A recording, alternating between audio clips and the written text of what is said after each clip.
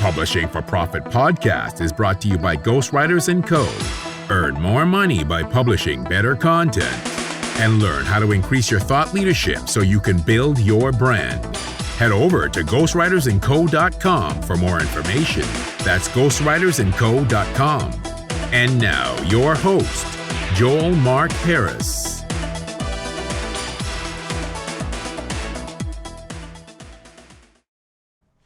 Hello and welcome to the Publishing for Profit podcast. This is Joel, and today we are interviewing Russell McRae of McRae Portraits. We have a wide-ranging conversation from email marketing to stepping into fear and how he got into the business of selling portraits for referrals. So hopefully you enjoy this episode. Well, Russell, how's it going? It's going fine, thanks. Good. So I've got Russell McRae from McRae Portraits here. I'm so happy to have you on the podcast. I know Russell as, I like to say, the king of referrals and follow-up. So I want to start with what makes a good follow-up in a business sense? Well, first of all, I like being called the king of anything. So I thought you might I'm going like to use that. that on my Yeah, website. exactly. Yeah. Oh yeah, I love it. You can quote me. No, it's great. Thank you. I will. So, what makes a good follow-up? I think, first of all, the follow-up in itself is a good follow-up. You know, Just doing it. there's very just doing it. That's the thing. Most people are concerned about what actually has to happen in the follow-up. Like they get in their own brain and their own minds about, you know, is this sincere enough? Is this too quick? Is this too late? Is this too that? Just follow up. Just reach out. That's the key to the number one follow-up. And which is ironic, and for us Canadians out there, is that I don't have the numbers in front of me, but there's this poll basically where it said that most business owners feel like they're intruding on their customers when they do the follow-up. You know, we don't want to inconvenience them. And then they've looked at the other side of the equation, which is the customer, and they feel the business owner is not getting a hold of them. So there's a huge divide that's happening there just because we're in our own heads. So that's key. It's just, first of all, do the follow-up. And then outside of that, I really think a follow-up should be sincere. It should not be anything about how not asking for any more business, not even asking for referrals, just a simple, so let's say I'm a roofer and I came in and I helped you fix your roof. And I patched it up and I did my job and I cleaned up and I left. And then call 2 weeks later. Hey, it's Russell, Russell's Roofing. How is it? Like, do you have any concerns? Anything we need to come by and fix up? Or are you happy? And then that starts a dialogue. So it's something as simple as that. And then, I could go on and on about this, but, and then to schedule a systemized follow-up. And how do you do that? What tools do you specifically use? Just get a good CRM. That's what I use. I use Agile CRM, and it's really a beautiful thing because I create the workflow for it. So it's almost like sending yourself love letters from the future. So when you get this thing that says, hey, Russell, call this contact, you're the one that put it in there. You know that you're the one that's supposed to do it. So you get it, like, what am I supposed to do? Like tell past Russell he's an idiot? So you're like, oh, okay, fine. But yeah, I use Agile CRM, but just pick a CRM. So it sounds very simple. Why is it that most businesses don't do it? Well, that's a one of the reasons is because we like chasing shiny pennies. We like going after new business, and we get excited by pursuing new things. But the real money is in your past customers. And don't forget, at one point they were a shiny penny. So, go back to them, look at them fresh. Like, if you're going to be married for 30 years, that's how you look at your wife every day. You're like, got to see her fresh, right? Mm-hmm. And so, yeah, I think a lot of people do that. They just start chasing the shiny penny, and the ego gets inflamed in the equation, and they don't have a system. And they don't know what to say. Cool. So then, go ahead. I was I was just gonna move on, but Yep. if if there's anything else, go by all means. No, that's good. I'm No? ready. Cool. So yes, switching directions. So tell us, you're owner of McRae Portraits. Can you tell us a little bit about, that business? Because I think it's very unique. It's very special, and how you got into it. Sure. So I'll sum up basically what it is, and it's very, very simple. And it's I work with a lot of different industries, but let's pick realtors for example. That's where I got started. So let's say you buy or sell a house, and that realtor that you worked with says thank you so much. They really appreciate it. The deal's done. They give you this box. And the homeowner's like, what's in this box? Like, that doesn't fit a toaster. And they open it up, and inside is a painting of their home as a thank you gift from the realtor. They're like, oh my God, I can't believe it. It's a painting in my house. This is so amazing, la, la, la. They start to cry. It's really emotional. They give the realtor a big hug, and this hug's all around. It's all great. Well, where's the painting supposed to live? And it's framed and matted, ready to go. The only place it's supposed to live is on the wall. That's its job. It has one job. So it hangs on the wall, and then we put the realtor's name subtly in the corner of the portrait. Well, what we've done is we've taken a beautiful space of when a deal's done and the pressure's off to give a gift that's heartfelt, that deepens the connection, and then in turn, as it hangs on the wall with the realtor's name, keeps that realtor top of mind every single day. And then when their friends and family come over, they walk up and say, hey, it's a painting of your house. What the? And the homeowner's like, yeah, we've been here forever. We love it. This is where Johnny skinned his knee. I painted it. I fixed it. All this sense of pride is wrapped around it. They're all hooked into it emotionally. And then, of course, the question comes up, where did you get that painting? And that is the referral, because their client, in a passionate moment, will say, well, you wouldn't believe it. My realtor gave me this painting. It's incredible. And their friend will think, well, damn, all my realtor gave me was a $10 bottle of Copper Moon wine.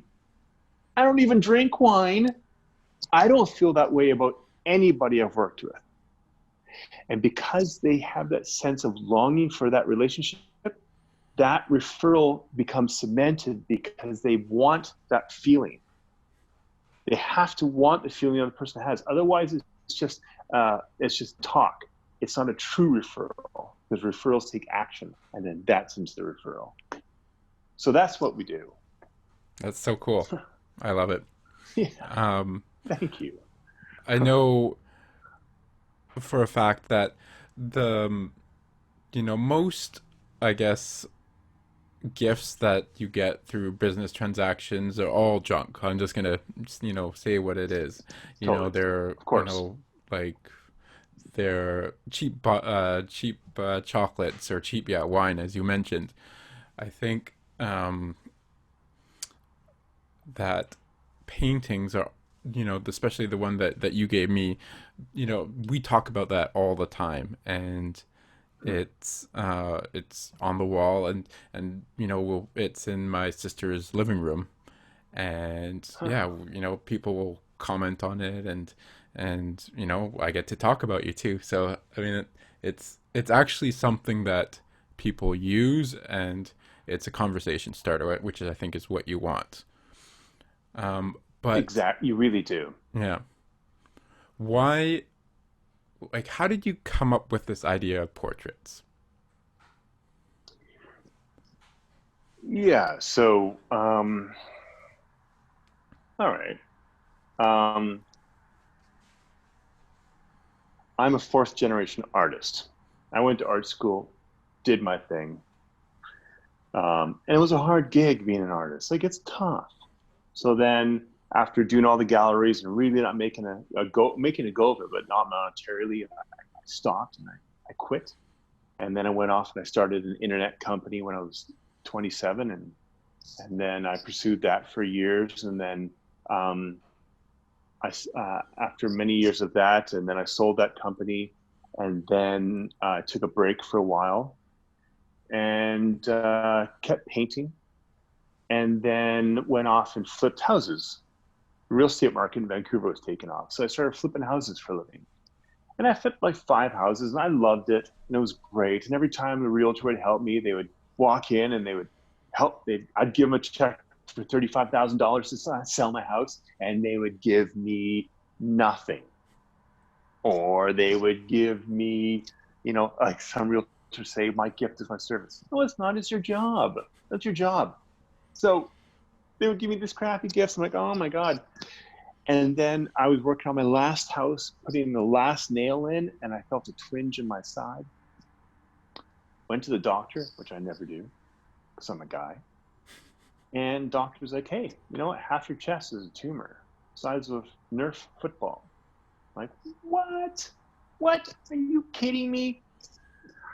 So that kind of turns you upside down. And it made me stop and think, like, what the hell do I really want to do? What do I want to do? What do I do? Like, what do I want to do that brings me joy? Well, I want to make people happy. I love making connections. I love art, I love business, and I love real estate, and I love connection. So then I thought, well, okay, well, you know what? Why do I want to paint in a house? I would like to have gotten that. So I painted one, and I showed it to a realtor, and he's like, yeah, that's cool. And I painted another one, and they're like, that's cool. Well, I did 10, and it took me forever. So then I'm like, you know what? I got to monetize it, systemize it. So I went off and I made software that helps me make paintings.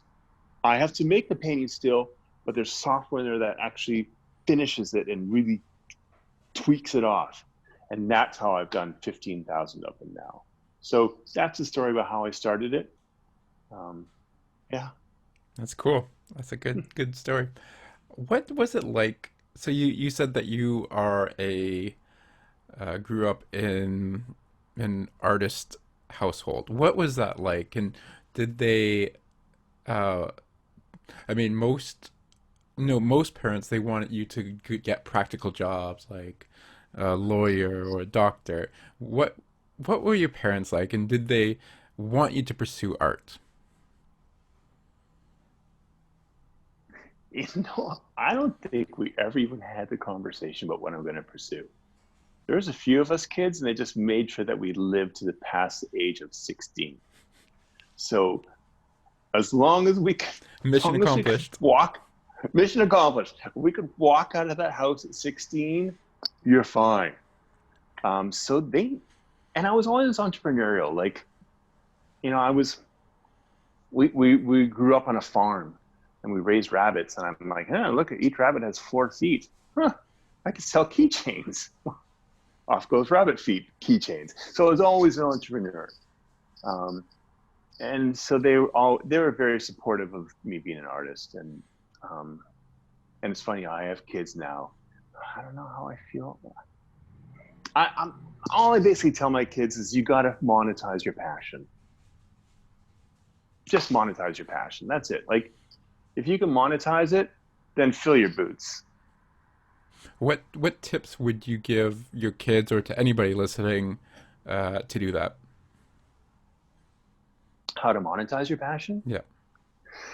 Well, find someone else who's done it, because there's a lot of stories out there, and someone else is doing your dream job. Like your real true, maybe they even married to the person you had a crush on. Like you got to find that person, and then just find out how they did it, and ask some questions, and reach out to them, and say, hey, what's going on with you? How do you do that? And here's something really great. This is a bit of a side story, but along it, so there's a gentleman called Brian Grazer.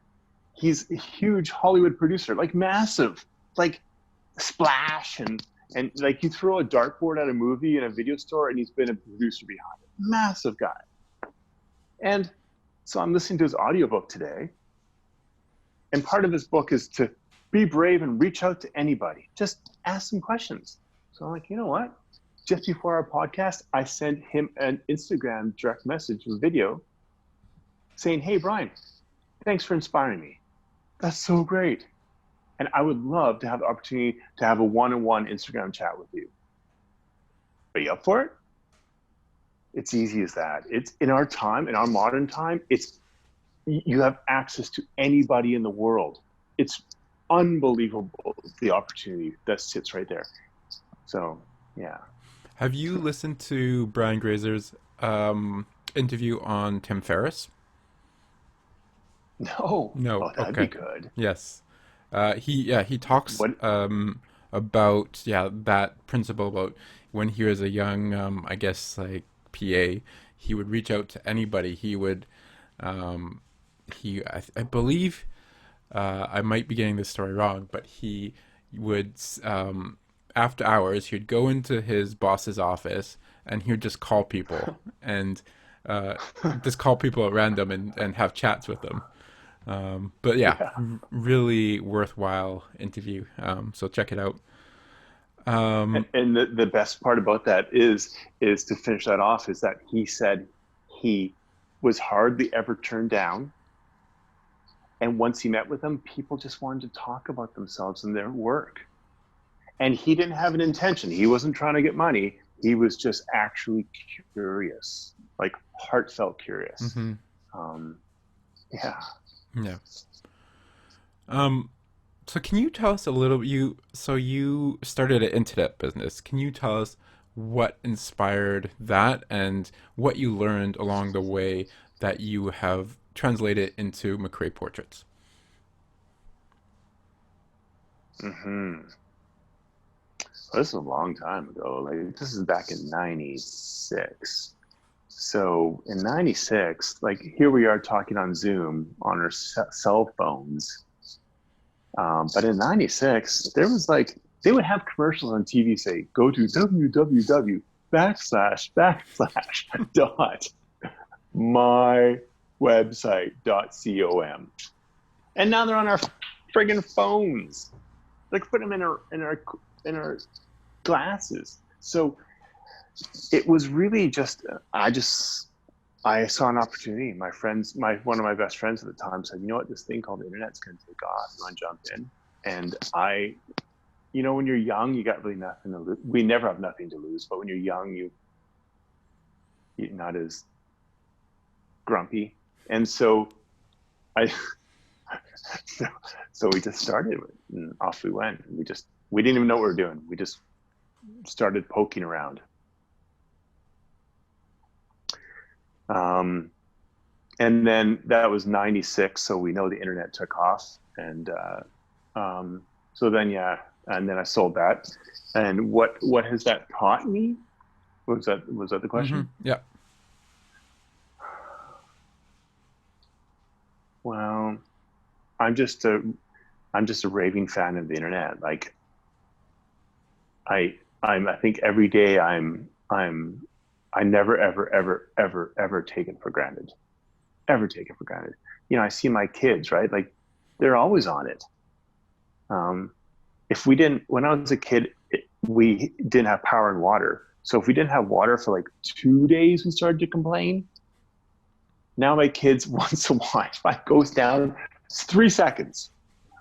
What is going on? Like they yell from the room, help! I'm stuck in my room with no internet. I'm like, okay. So they take it for granted. But because I started when the very, very beginning days, I'm in love with it. I'm in love with it. I think, well, and obviously I we apply need that it. to my business everywhere I go. Um, Obviously we need it more now, so that we're all stuck at home during this COVID-19 pandemic. I think we are going to need it even more so. But yeah, it's interesting. I think we're going to be more reliant on it. With, and speaking of COVID-19, what are your thoughts about, I've spoken to a lot of entrepreneurs and business people about um, COVID-19, and many of them see it as an opportunity to either expand, rethink their business, or pivot. What are your so I'm curious to think about what are your thoughts around kind of what you're doing moving forward in the next coming months. Hmm. That's obviously a really great question because it's so fresh, right? Like this whole the pandemic, the virus is all unraveling in front of us, and so I think that every day is all new. Um, yeah, the word pivot, pivot, pivot. That's I watched a documentary on Italy, and they're driving through Italy, and they said it will never be the same. Things will never be the same. And I think we just have to see that things are never going to be the same right now. You know, I How do you think think we've they're going learned to about change? our mortality. Yeah. Well, I don't really know. I know how I can change. Um, but yeah, I spoke with my business coach yesterday, and that was his advice: just pivot. So I don't have an answer on what that pivot is because it's still really fresh. Like Mm. it is 2 days ago that conversation I had. So I'm still trying to let go of my idea of who I am and what I do for a living right now. Cool. Yeah, Yeah, I think this we're is all does that really answer that? Because well. I think we're all in the same boat, right? We're all uncertain about what's. It's not like a typical. To me, like it's not a typical financial crisis like in 2008, where you kind of knew that right, okay, there's going to be a beginning and there's going to be an end. I think you're right. I don't think things will ever go back as they were, and I think there's so much uncertainty that we all, yeah, we have no idea what's going to happen, and we can all just kind of try and adjust and try and figure out okay, what's our next step. But none of us really know. So I mean, it's not a yeah, it's not a finite answer for sure. Um, no, it's not at all. And you know what? And I know I was being general there, but about my business, how it affects. One thing I do see as an opportunity, because I've built my business so much on gratitude. That's really what I focus on is love and gratitude, and I think money follows behind it. That's my belief. I think we might be making this may open up our hearts a bit. What we're going through. There's going to be there's compassion that's happening out there that we don't really pay attention to. Um, and I'm thinking that sense of compassion and empathy and I'm hoping that I can bring that into with my business and introduce that easier to people that never would have thought about it. yeah, I totally agree. Yeah. I think we have come together so much as a community. There's so many Facebook groups out there that are meant to support one another in these times. There's a Facebook group that focuses on my local community, and it's basically anyone who needs some help. They'll just post there, and there's always so many answers. 10, 20 people are saying, "Oh, Wow. we have extra food, or we have some furniture that we can give you." So yeah, I think I totally agree with you. I think hopefully that gratitude will stay once this is over. But I guess we'll see. I Um, think so, because look at those grandparents who went through the depression and that their thoughts on money. mm, So maybe we'll have children of the depression, but of the COVID, of this virus, that will be more focused on authentic relationships or love, if you want to call it that. let's hope so. Um, so changing gears a little bit, is there Mm. a book or a podcast maybe that has particularly influenced you and the path that you've taken? Yeah, yeah. There's two books, and I read them all the time. One, her name's Pema Chodron, Oh, and it's called Comfortable with Uncertainty. And she's a Buddhist monk. She's great sense of humor. And what she focuses on is leaning into discomfort, relinquishing the ego, letting go of stories, and being a soldier for discomfort and fear, like a real soldier. She tells a story about this junkyard dog, and all these kids like Stand By Me. These kids would have to go to the watering hole to go to this pass by this junkyard dog, and this dog was on a leash, and big dog, I got froth on the mouth, and like spit's always coming. And no matter what it's got spit. I don't know why, but lots of spit. The kids every day would run in, the dog hit the end of its leash, stop, boink, like Scooby-Doo, and they're like go swimming. Every day they do that. And then one day they got to the end, and this dog ran so fast that it actually broke its chain. And all the other kids start running away, and one of the kids stopped, looked at the dog, and ran towards the dog. And started barking at the dog, and the dog like stopped, because he didn't know what the hell's going on. It's never been the end of the chain.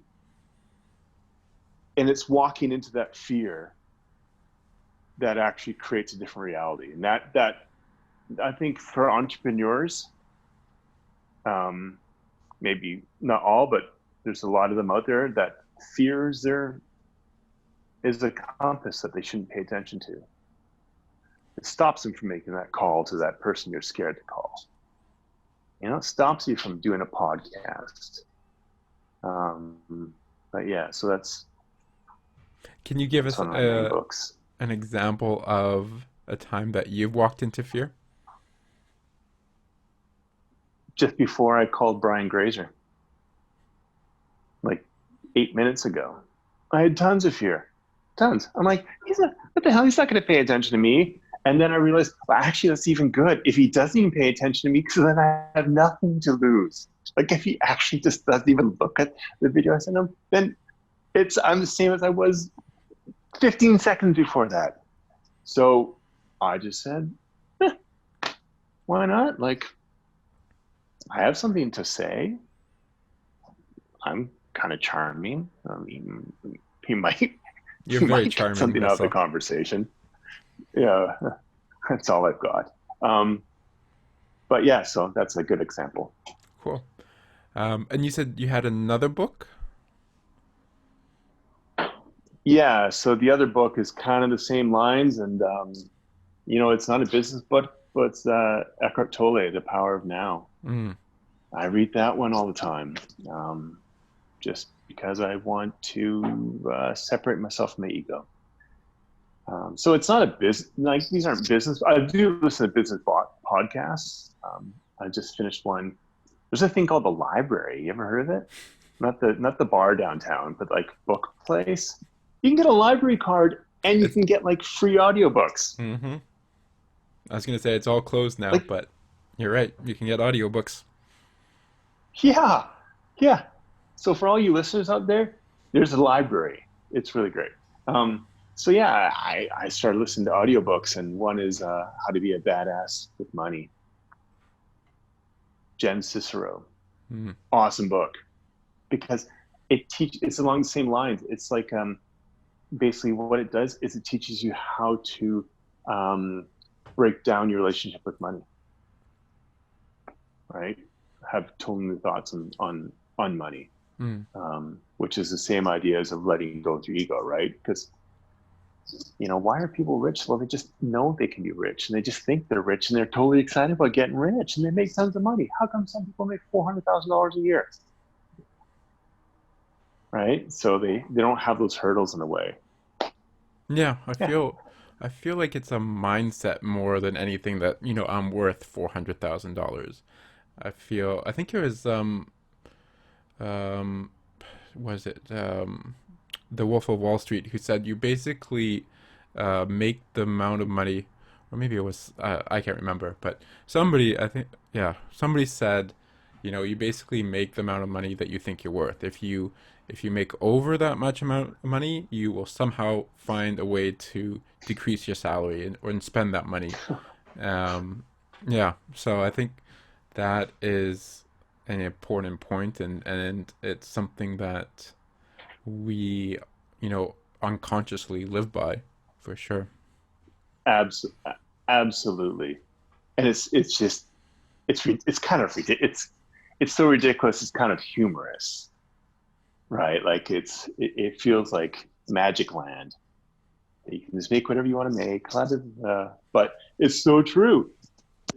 Oh, sorry, I pulled out my mic here. Sorry. Um, all right, so let's go back to marketing. What do Hmm. you do to market your business? Let's start there. Um, okay, so how I have been doing it for 8 years now is I go after a large number of realtors to push them down and just drip out some portraits to me. So I don't know why, but I guess because I was the only portrait artist, I got invited to a lot of things. I met a lot of people. I went to conventions. I would go. I would go to a convention. Um, Actually, this is really funny. Um, I would find about a real estate convention. I found out that TD was the main sponsor of the real estate convention because TD is big. So then I went to TD and said, "Hey, TD, if I show up there and give away a portrait from a TD draw, can I get a free space at your booth?" They're like, "Yeah, of course." Because what else are they going to give away, right? Like brochures. So then I went to the convention in a white tuxedo with a green vest, TD colors. And I just worked it. And at the end, I asked the organizer for all the attendees, their contact. So I have 50,000 real estate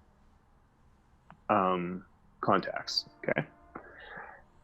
I got to manage those. So that's where the systems come in.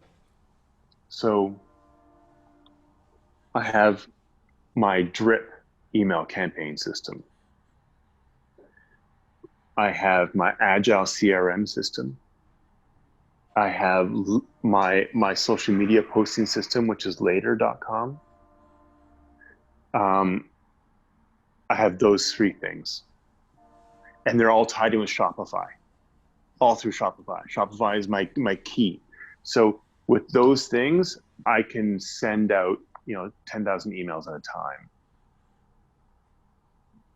Cool. Manage it through my CRM and do the social media. So that's how I market myself.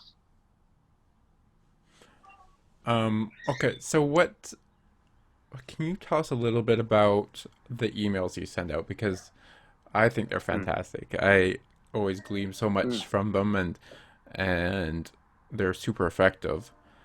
Um, mm. so what goes into writing an email, and how do you think about them? I hate sending emails. I hate it. I hate it. Ask my wife and my kids. They know that when I'm gonna go send, like, if I'm when I make a campaign and I'm sending 10,000 emails, I put my finger over their button like I'm pushing the code for atomic bomb to explode in my pants because I get so nervous. I want to do it right. So I found the only way to do that at the end of it took me 6 years to figure it out. What I do now is I just line up 3 months of content. So I spend 2 weeks or a week writing 6 months of or 3 months of email content, and who gets it and how it's tracked. And then I check every link and I check everything, make sure it's tracked and it's all working. And then I finally hit go, and then I go get drunk.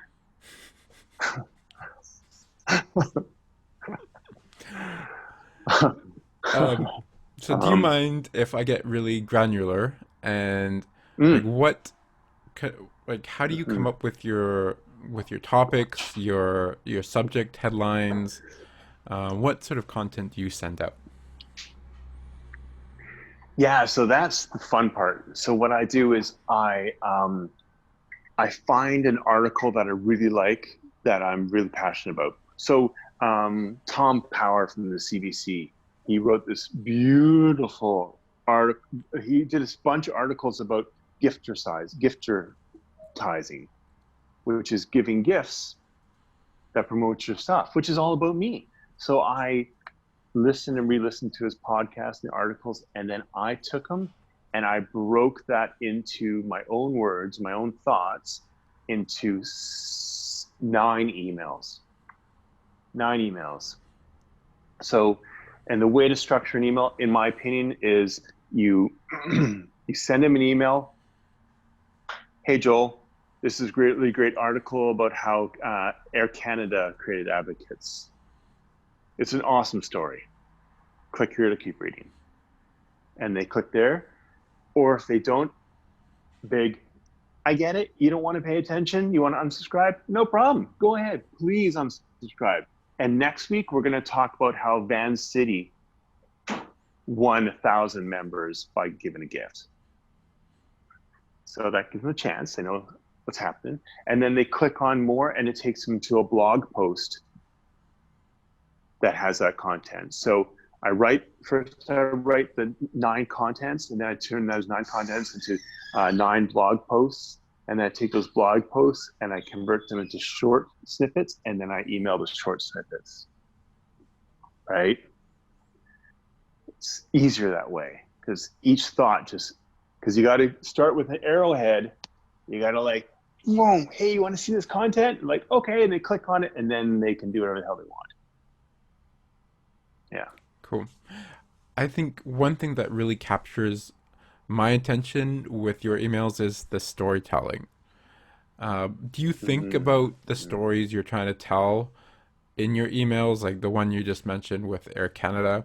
And is there a thought process around that? Yeah. See, people just want to hear a story. At the end of the day, people want to hear a nice story. And it's really nice, because my business is all about advocates and respect and love and gifting. So I get to write nice pieces. I get to be that guy at the end of the news that has a good piece. So I really put a lot of thought, like, does this strike a chord, and does this seem like something that they actually makes them feel like they have value afterwards? Am I giving them some of them value? Am I giving them something that actually, if they really thought about it, could actually revolutionize their business? Like, if they took a chance and did something different. So that's the kind of story I like. And then I've got to bring it back delicately to how I can provide that. And that's where you have to just be brave and say, well, the reason I'm doing this is because I can actually do that for you. So, for example, this TD thing, there are things about giving gifts. They hear about it, and then you actually, by duty, have to give that person reading an opportunity for them to do it. Because if not, you're making them feel bad. If you just say, TD, give gifts and how great they are, and then you stop and you don't even ask or offer your services, it's kind of crappy. Because you get them excited, and then you don't ask them to the dance. You don't say, here's how you can do it. Here's how I can help you do it. Like, this is it. It's $150. So you have to ask them, which is great. And so the hard part is tailoring that content from the teaching to the asking. There's a trust in there that has to happen quickly. Cool.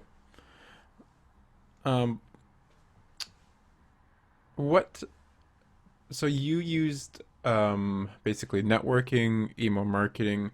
What can those same concepts be still used to market yourself during this period where we're all isolated and social distancing and all that? What, I guess, specifically, what would you recommend that to businesses that are maybe struggling right now?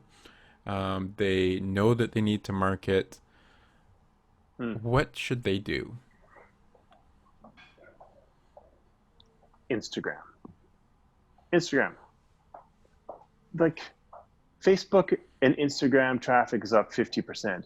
Zoom, the guy who started Zoom made some like $7 billion from this. Probably in the last week. Yeah, in the last week. Yeah. So internet traffic is up by 50%. People are on their phones all the time. And Instagram, you can send anybody a message on Instagram. You can see when they're online. And then you could even call them then. Like it's, you can do lives. You can host like live conferences. It's awesome. It's awesome. I'd recommend that. Like there's a lot you can do, obviously, and that's like 5 podcasts worth of people who are way smarter than me. But if you want to do something that's brave and you want to, well, here's something else I did. This is awesome. I just printed all my customers, all of them, top 100. I printed out the top 100, and then I went on my phone. I held it up with the light ring, and I'm like, made a video. Each video, hey Joel, it's Russell. Just want to say thanks for your business. You're real great. La da da da da da. Send. Hey Steve, da da da da da. I love your business. Thank you so much. Hey Fred, and on. I did like 100 in 3 hours. Well, people don't even know what the hell it is. They're like, what? How did you get so small on my screen? How did you do that? Like, what did you pay for that? I'm like, nothing. It's a phone. It's his job. It's easy. So if you spent 2 days doing that to every one of your customers, really, that would make you tons of money.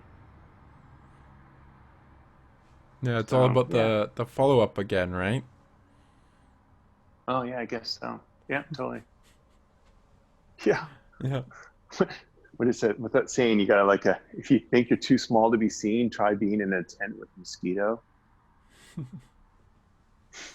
All right, I think we will end it there. Russell, where can people find you online? I'd be fool not to say Instagram. You could find me.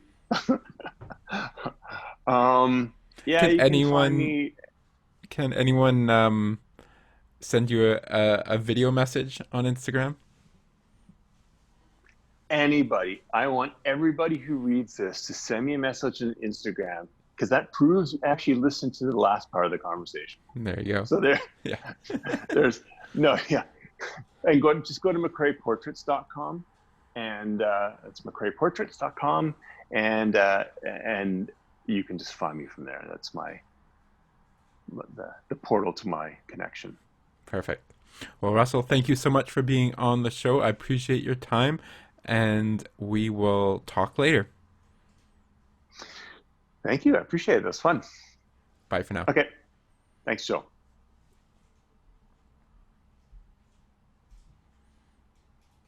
Thank you for listening to Publishing for Profit. Please like and subscribe on iTunes, Spotify, or wherever you get your podcasts.